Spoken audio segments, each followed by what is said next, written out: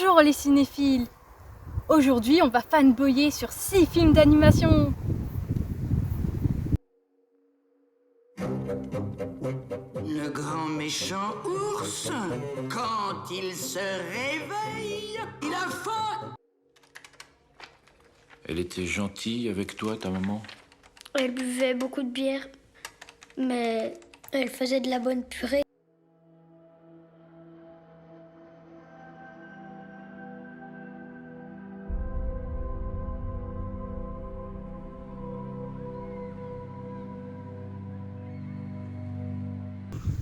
Ce fanboyon que j'ai décidé de vous faire est un peu spécial, puisque je ne vais pas vous parler de séries ni d'une bande dessinée, mais de films d'animation, de 6 films d'animation, 6 films d'animation français. Je mets la France et ses films d'animation à l'honneur. C'est un cinéma que je trouve un peu sous-estimé et qui pourtant est excellent. Je vais vous parler des 6 films que j'adore. J'ai hésité un moment à vous parler du film d'animation que je déteste le plus, mais j'ai préféré rester dans une vidéo plutôt globalement positive. C'est pour ça que je n'en parlerai pas et que je ne dirai même pas son titre. Je vous laisse découvrir le cinéma d'animation français en général. Ça en vaut la peine, il y a des petits chefs-d'œuvre. Et j'espère qu'avec ces 6 films, je vais vous donner envie d'aller les voir si vous ne l'avez pas déjà fait. Et si vous les avez déjà vus, j'espère que cette vidéo va vous donner envie de découvrir encore plus de films d'animation français. Mais 6 films d'animation, c'est quand même un sacré corpus. Et pour éviter de faire une vidéo beaucoup trop longue à regarder et surtout beaucoup trop longue à exporter et à upload sur YouTube pour mon pauvre ordinateur qui a quand même 7 ans, il n'y arrive plus du tout le pauvre, j'ai décidé de couper cette vidéo en 2 parties.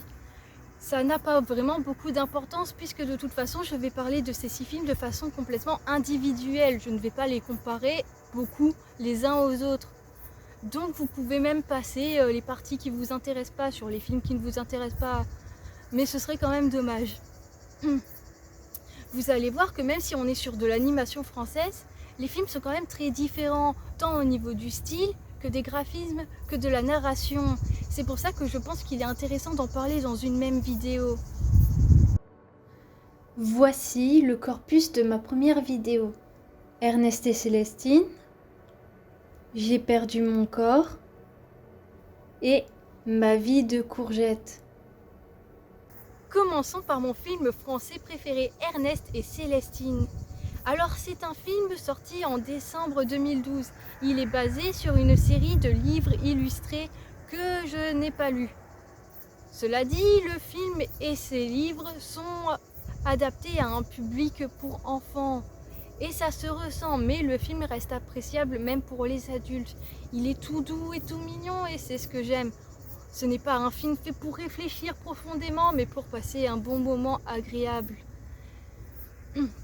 Des films de ce genre, ça fait du bien de temps en temps. On n'a pas toujours besoin de violence, d'action à tout va et de réflexion intensive. Parfois, ça fait du bien de juste se détendre, de se faire plaisir avec une histoire douce et touchante. Le film est mignon comme tout et a un humour qui fonctionne assez bien. On passe vraiment un agréable moment à le regarder et c'est pour cela que je le conseille à tout le monde. Plein de douceur, le film nous caresse et nous accroche un petit sourire béat aux lèvres.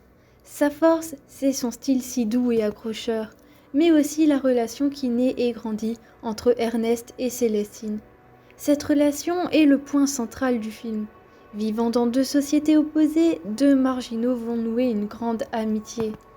Très parent-enfant, cette relation, j'adore parce que les œuvres mettant en scène des relations père-fille, c'est mon péché mignon.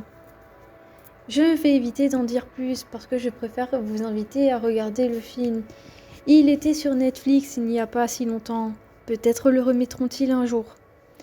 Comme vous pouvez le voir, les dessins sont franchement charmants et l'animation est chouette. J'entends plein de gens se plaindre, à juste titre, de l'uniformisation de l'animation à cause de Disney. Peut-être faudrait-il alors encourager les films plus différents.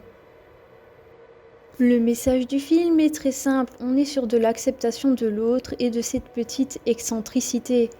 Le tout sur un ton léger, un peu d'humour et une narration efficace. bien qu'assez simple, et ça fonctionne très bien. Parfois, on n'a pas besoin de faire du complexe pour faire quelque chose de bien. J'aimerais aussi ajouter qu'une série a été créée à partir du film et qu'un second film existe, mais ce n'est qu'un assemblage de 3 des épisodes de la série.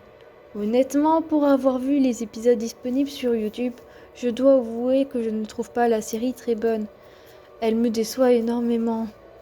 Elle n'est pas parvenue à garder le charme du film tant en narration qu'en style d'animation, et en plus les histoires racontées manquent d'intérêt. C'est dommage, mais j'ai vu pire en série. Ensuite, nous avons J'ai perdu mon corps.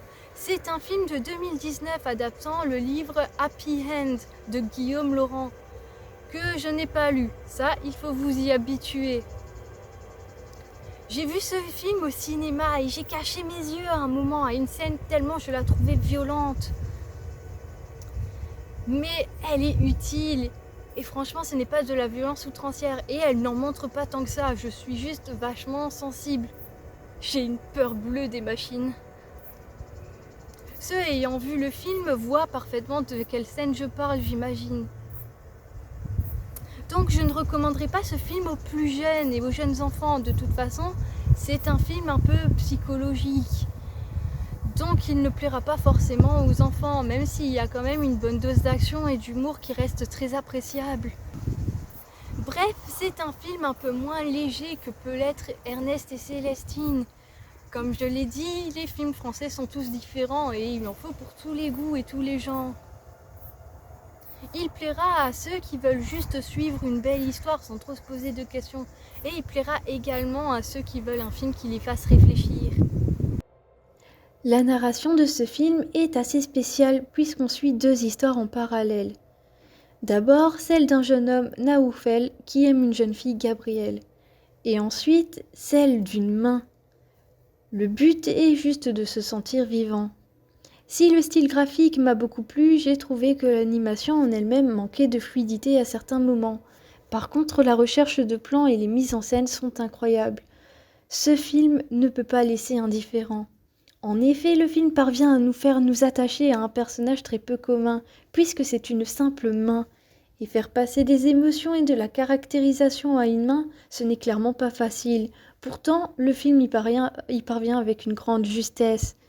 Être empathique pour une main coupée, c'est dur à avouer. Évidemment, Naoufel n'est pas en reste. Lui aussi respire la justesse et est très attachant. On l'apprécie très vite et sa caractérisation est très intéressante. Et encore une fois, la narration et le fil rouge du film permettent à merveille de s'attacher à Naoufel. Aussi, le film a énormément réussi sa narration. C'est sa plus grande force. Et il faut bien souligner que ces images sublimes sont portées par des musiques excellentes et très appropriées. Et enfin, j'ai envie de vous parler de Ma vie de courgette. Le film est sorti en 2016 et est l'adaptation du roman Autobiographie d'une courgette de Gilles Paris. Encore une fois, je n'ai pas lu ce livre, donc je ne peux pas vous dire à quel point l'adaptation est fidèle ou non. Mais de toute façon, je ne trouve que ce n'est pas le plus intéressant. Je préfère parler des films en eux-mêmes. C'est un film d'animation en volume ou en pâte à modeler. Je n'aime pas beaucoup ce style d'animation, mais ça ne m'empêche pas d'aimer des films dans ce style, comme celui-là par exemple. Le film est bien réalisé et les plans aussi. Et les personnages nous semblent vivants, réels. Les mises en scène sont recherchées, on a cette impression de réalisme, de regarder le quotidien de personnes assez lambda, alors que le chara-design et l'esthétique du film ne le sont pas, et ça donne un bon effet je trouve. Cette idée de réel, de suivre des événements adultes à travers les yeux d'un enfant. Comme je l'ai dit, les films d'animation français sont tous très différents. Là, on en a la preuve avec un style graphique complètement différent. C'est assez rare les films comme ça, donc les films d'animation en volume, surtout pour de l'animation française. Et comme je l'ai dit, ça souligne vraiment ces événements d'adultes à travers les yeux d'un enfant. Et je trouve que c'est un très bon choix qui a été fait ici. Ma vie de courgette est un film qui n'est pas forcément facile à regarder. N'y voyez rien de négatif dans cette phrase. Ce que je veux dire, c'est qu'il est dur dans son propos. Qu'est-ce que j'ai pleuré en le voyant. Pourtant, le film porte de l'espoir. Le film peut être un peu cru sur des événements assez horribles, mais ce qui est intéressant, c'est que le personnage principal est un jeune enfant complètement innocent. Il vit ces choses et ne les comprend pas vraiment. À côté, à l'orphelinat, il va se lier d'amitié avec un tas d'enfants différents, avec leur propre vécu et leur propre réaction à ces situations, dont Camille, une jeune fille un peu plus grande et qui comprend un peu mieux ce qu'il se passe, mais qui garde une enfance et candeur liée à ça. C'est cette dynamique d'événements horribles vécus et vus à travers les yeux d'un enfant innocent, inapte à comprendre, qui rend le film très intéressant, mais pas plus doux pour autant, je trouve. C'est pour ça que ce film n'est pas forcément adapté aux plus petits. Peut-être qu'il l'est, mais alors en compagnie d'adultes à qui il pourra poser des questions. Merci beaucoup à vous d'avoir regardé cette vidéo. J'espère sincèrement qu'elle vous a plu et je vous dis à la prochaine, éventuellement.